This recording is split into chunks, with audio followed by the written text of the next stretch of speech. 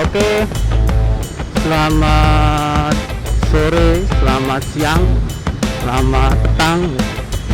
Kita bertemu lagi di jalanan. Oke, seperti biasa, saya ini kalau buat vlog, car vlog ataupun moto vlog ya, seringkali memang sore hari, mau pulang kerja, paling sering di situ. Walaupun kadang-kadang pernah sih saat berangkat kerja atau saat momen-momen tertentu. Jadi memang tidak pernah direncanakan dengan matang sebenarnya ya, sebagai sebagai pengisi waktu ketika di jalan dengan mengeluarkan ya unek-unek di otak, unek-unek di pikiran. Ya itu tujuannya sebenarnya ketika mau ngevlog sih gitu. Jadi saya sesuaikan dengan kegiatan saya yang ya menjadi karyawan atau menjadi pekerja, menjadi buruh gitu ya. Sama aja ya, karyawan, buruh, pekerja itu sama aja. Ya, kali ini saya mau mencoba berdiskusi, bukan berdiskusi sih, monolog kok berdiskusi ya. Saya mau mencoba menyampaikan pemikiran ya. Saya bercoba untuk ngomongin tentang ini PPKM lagi lah.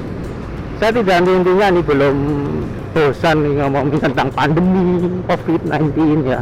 Saya pikir pandemi ini, jalannya pandemi ini seperti mitos ya, legenda Sisyphus. Legenda Sisyphus ya. Mungkin banyak yang sudah tahu ya apa itu legenda Sisyphus ya.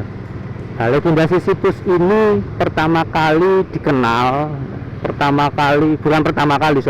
legenda Sisyphus ini dipopulerkan ya, menurut saya ya, dipopulerkan, mulai terkenal pembahasannya itu setelah seorang filsuf dari Prancis bernama Albert Camus ya membuat esai filsafat ya terkait legenda ini, legenda Sisyphus.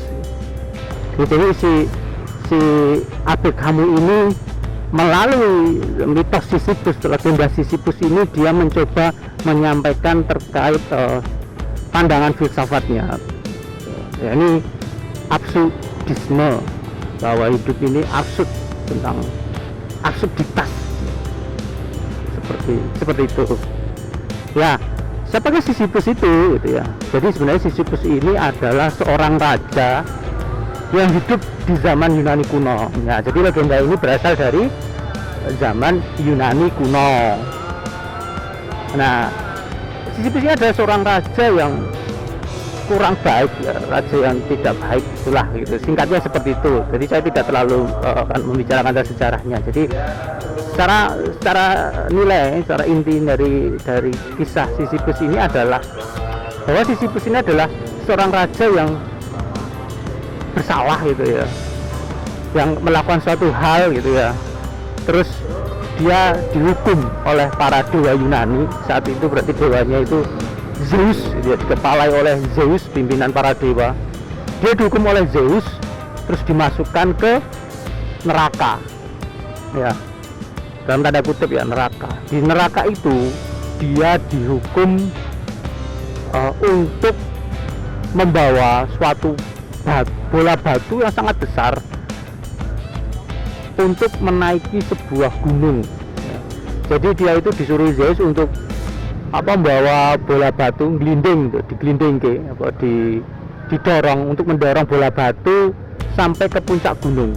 Nah, jadi tugasnya itu mendorong bola batu agar sampai puncak gunung. Nah,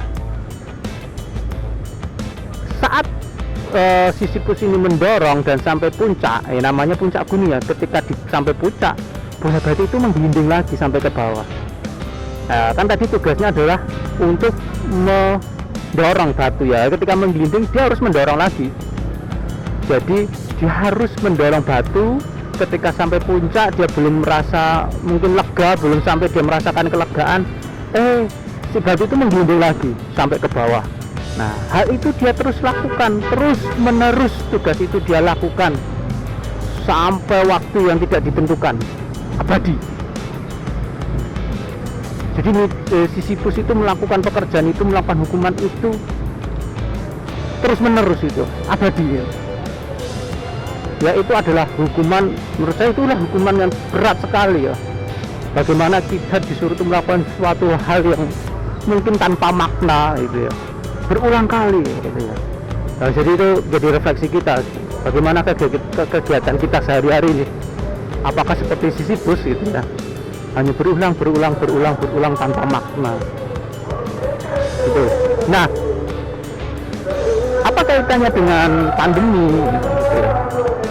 Jadi saya melihat gitu ya, terutama pelaksanaan penanggulangan pandemi di Indonesia ini ya, bahwa apa itu PPKM gitu ya. PPKM itu seperti kutukan penanganan COVID-19 ini, atau dengan PPKM ini kayak seperti kutukan Sisyphus. Mengapa seperti itu? Ya, kita lihat itu ya, awal mula PPKM. Jadi kan itu bermula dari bagaimana ada kasus gitu ya, kasus COVID-19 di Indonesia. Kemudian kasus itu jumlah kasusnya semakin lama semakin meninggi, tidak terkendali. Kemudian pemerintah melakukan kebijakan gitu.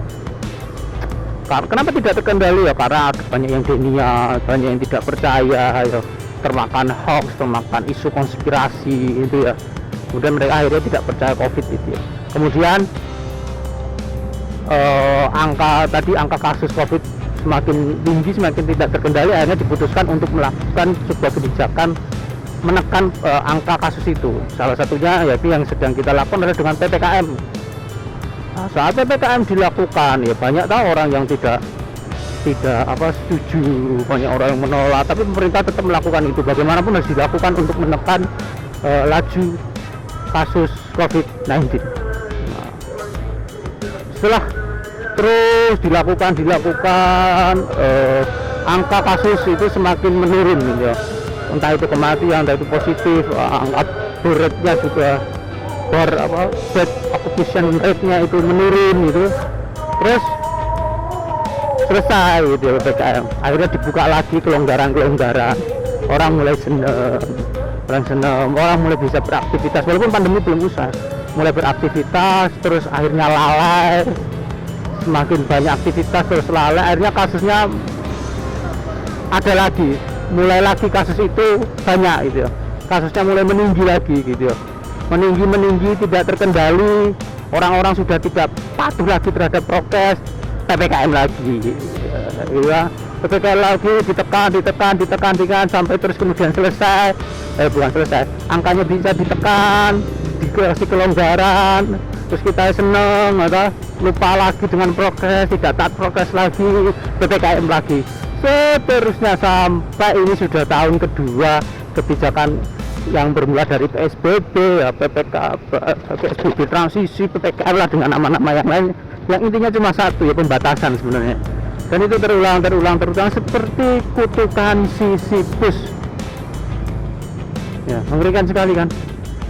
Jadi seolah-olah kita ini dalam penanggulangan COVID ini tanpa makna ya, atau sesuai dengan pahamnya kamu absurd, sangat absurd gitu ya, absurdisme itu sangat absurd, ngomong absurd, sangat absurd. Jadi dari tadi kasus naik, PPKM turun, lalai prokes, naik lagi PPKM, ya kayak gitu, kayak kita dikutuk untuk mengulangi ritme itu terus menerus selama 2 tahun ini ya. Nah, coba saya juga melihat lain, jangan aku waduh macet ini, sebentar.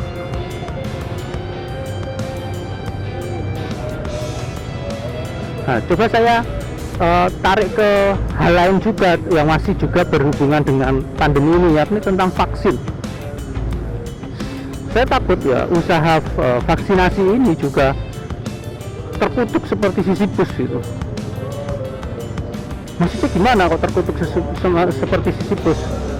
Ya kita ketahui toh bahwa vaksin ini kalau harus benar-benar berhasil itu harus terjadi herd immunity ya, secara cepat gitu ya, tidak boleh lambat sebenarnya.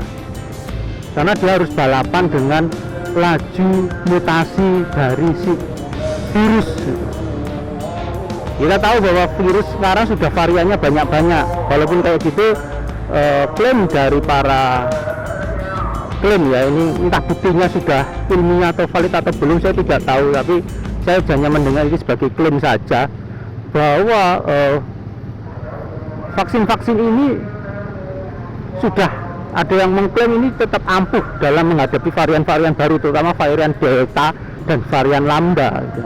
Tapi untuk kebenarannya saya belum pernah cari tahu apakah sudah ada paper ilmiahnya atau belum, saya belum pernah tahu ya artikel ilmiahnya gitu ya. Jadi klaimnya seperti itu. Nah, bagaimana tadi ya, kembali lagi ke Sisyphus tadi, jangan-jangan gini, kita berusaha untuk vaksinasi untuk mencapai herd immunity, terus bertahap, terus mendekati puncak herd immunity, ada varian baru, atau mungkin dia sudah bermutasi si corona ini, COVID ini tidak hanya menjadi ada varian baru, tapi sudah menjadi spesies baru kan gitu. Nah, apa varian baru yang lebih perbedaannya lebih mencolok, sehingga sehingga vaksin yang sebelumnya kita lakukan, vaksin yang ada di tubuh kita tidak terlalu berguna. Akhirnya apa? Ya akhirnya cari buat vaksin lagi, terus divaksinasi masyarakat mau mencapai herd immunity, ada varian dan spesies baru gitu. Nah, takutnya juga seperti itu kan gitu ya. Jangan-jangan proses vaksinasi ini juga dikutuk seperti Sisyphus gitu ya. Jangan pandemi ini juga sebuah kutukan gitu ya, bahwa kita dihadapi oleh masalah yang tidak akan pernah berhenti ya. Seharusnya kan manusia itu bisa belajar dari masalah gitu ya, belajar dari sejarah, tapi kenyataannya kita tidak pernah belajar dari sejarah, sehingga kita seperti Sisyphus dikutuk untuk mengalami suatu hal yang sama